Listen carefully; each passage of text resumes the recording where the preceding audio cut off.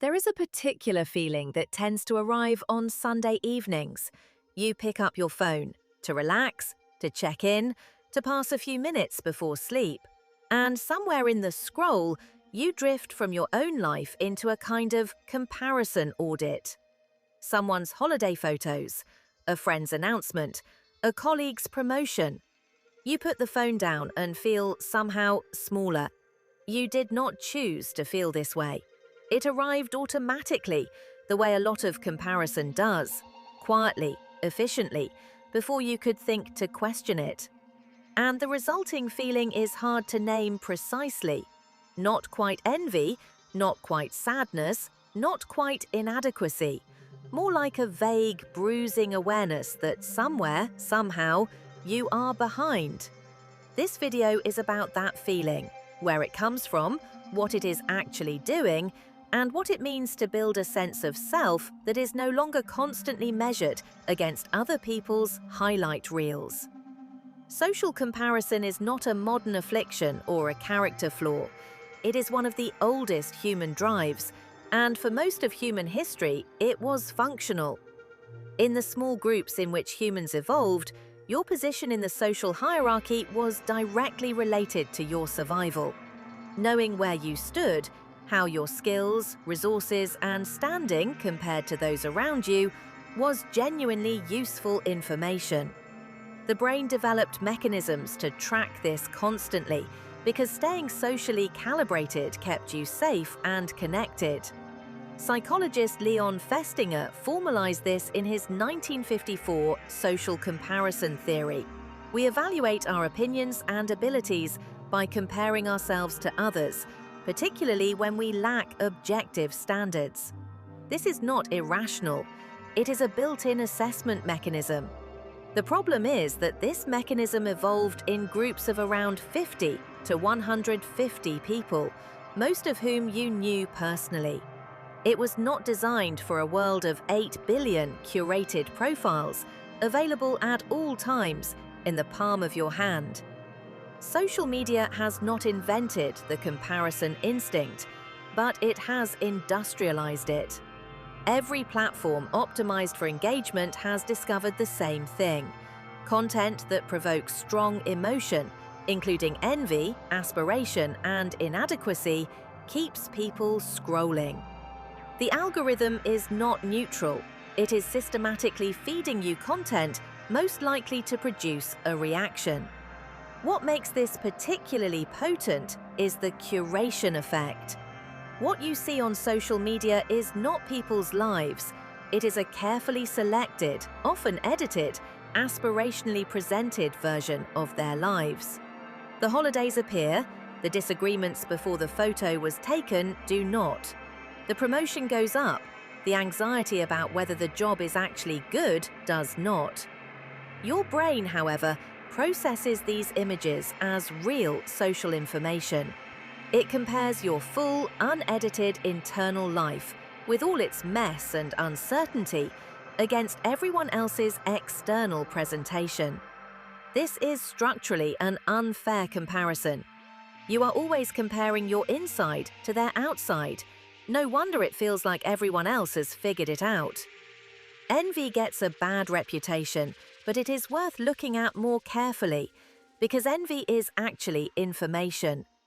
When you feel a sharp pang at someone else's success, creative work, relationship, or body, you are not learning something bad about your character. You are learning something about what you want. Psychologist and writer Heather Havrilesky has written that envy, properly received, is a kind of compass. It points at desires we have not yet fully acknowledged or pursued. The person who feels envious of a friend's creative career may be sitting on a creative longing they have been dismissing for years. The person who feels a pang at someone else's relationship may have needs for connection that are going unmet. This does not mean envy is comfortable or something to indulge. It means it is not random noise. When comparison brings envy, the question is not, "What's wrong with me for wanting that?"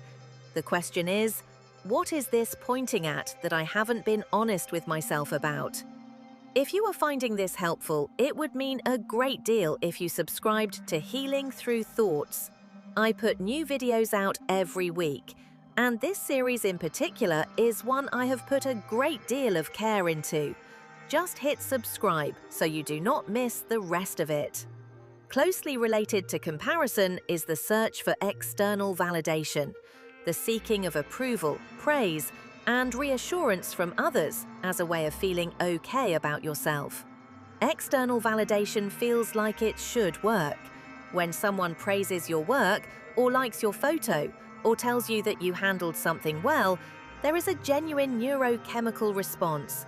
Dopamine, oxytocin, the warm signal of social acceptance. It is real. The problem is that it is temporary.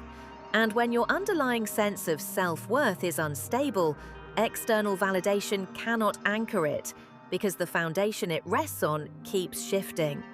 Research by Jennifer Crocker on contingent self-worth found that people who heavily rely on external approval experience more volatility, more anxiety, and more interpersonal conflict, precisely because they are dependent on factors outside their control.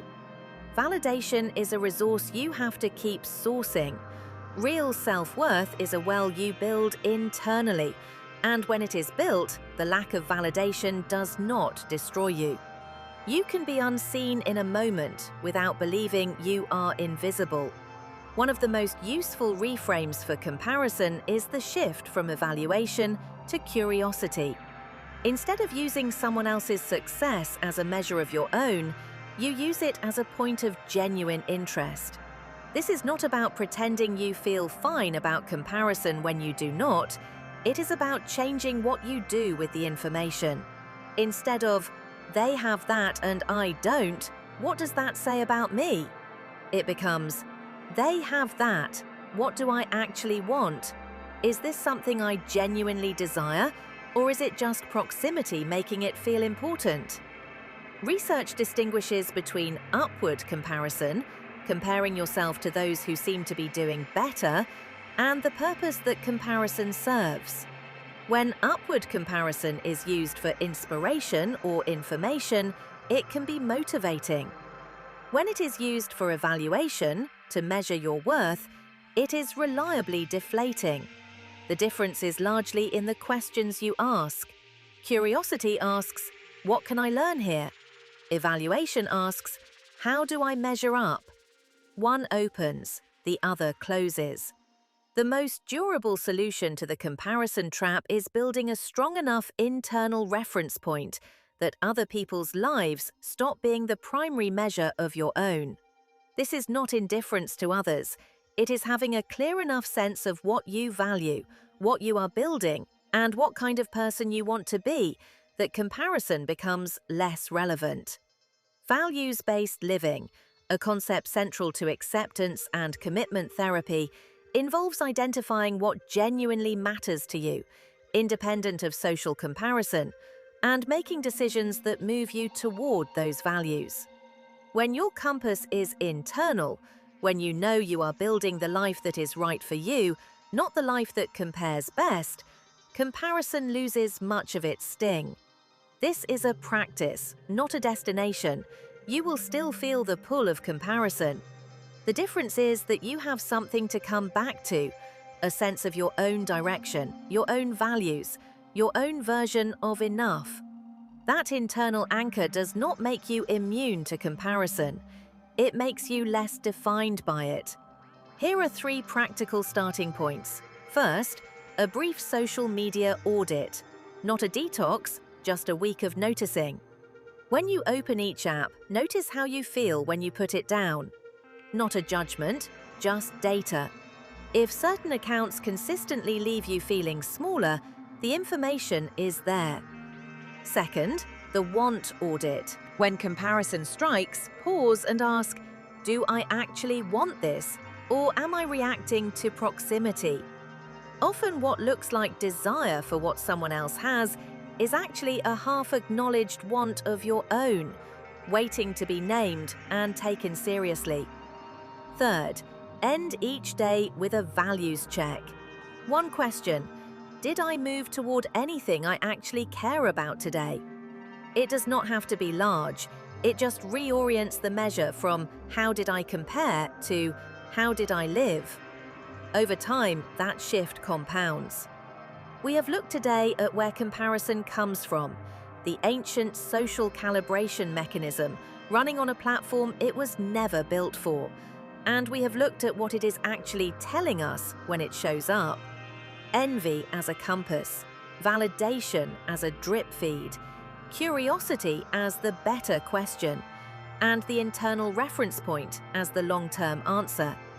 The most freeing thing I can offer you is this: there is no race, or rather, there is only the one you chose. The comparison audit that social media runs for you every time you open the app is not objective reality. It is a curated selection of evidence designed to produce a reaction. Your life, with its actual texture and direction and meaning, is not visible in that feed, and neither is anyone else's. Thank you so much for watching. If any of this resonated, please subscribe so you do not miss the rest of this series. Leave a comment below. I would love to know which part landed most for you. Friday's long form is on building unconditional self-worth, the deeper architecture behind everything we have been talking about this week. I hope you will join me for it. Take care of yourself. This is Healing Through Thoughts. See you soon.